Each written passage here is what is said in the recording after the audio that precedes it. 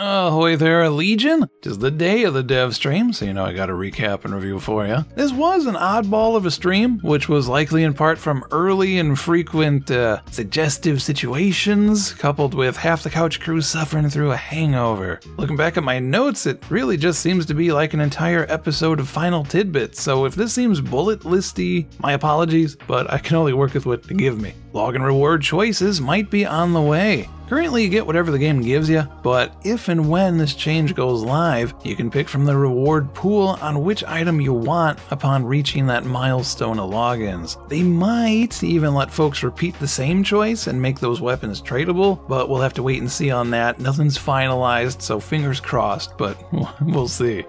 KDrive, the upcoming hoverboards are going to let you customize the jump height, speed, and so on. No new tricks on screen, but they have added in grinding. One nifty note there, this isn't on rails, which is a bit ironic, but go anywhere with a decent edge and you can grind it. I dig the freedom here as you aren't locked to designated areas, but I do hope grinding on things not designed for it will still grant you a reputation for doing it. There's a handful of Warframes they like to get out this year. 2 unnamed frames early on in dev, one called Wisp, so you might want to farm up some spare ones of those. Garuda, which is currently paired up with Fortuna's release, and of course, longtime subscriber to Trap Nation, Neja Deluxe is just about ready to release. But even sooner than soon, Revenant! Their plan for him is next week. You can get him via mini quest off Nakak and Cetus. It will be a shorter quest, but Warframians should still get a morsel to enjoy out of that. Of note, with Revenant, his spinning forth abilities animation was not changed, so he still looks like Voldo spamming Super Freak to me. And apparently his minion capacity got cut from 10 down to 4. I think I know why, but more on that in a minute. Elite alerts are in the works. Once an hour, get around 50k credits and 500 endo for best in level 80 to 100 enemies without dying. Group mates can revive one another, so this looks to be a super hard mode for solo tenno, but suffer through it, lads, as Fashion Frame is on the line. You'll get yourself a shoulder emblem that, for each elite you complete, gets brighter and brighter. Melee 3.0 will show new elemental visuals on your weapon attacks, but not next week, as it's not ready yet. That applies to the two-handed katana as well, meaning Revenant is likely going to ship without it at launch. That relay rebuilding event is even closer to reality. Didn't give a time frame, but it was active on the dev mode, so it's gotta be close. Completing it will unlock brand new and redesigned relays with new rooms and other things they were keeping quiet about. You should be able to find Warframe's soundtrack on 20 different streaming services before the end of August. Nyx's rework.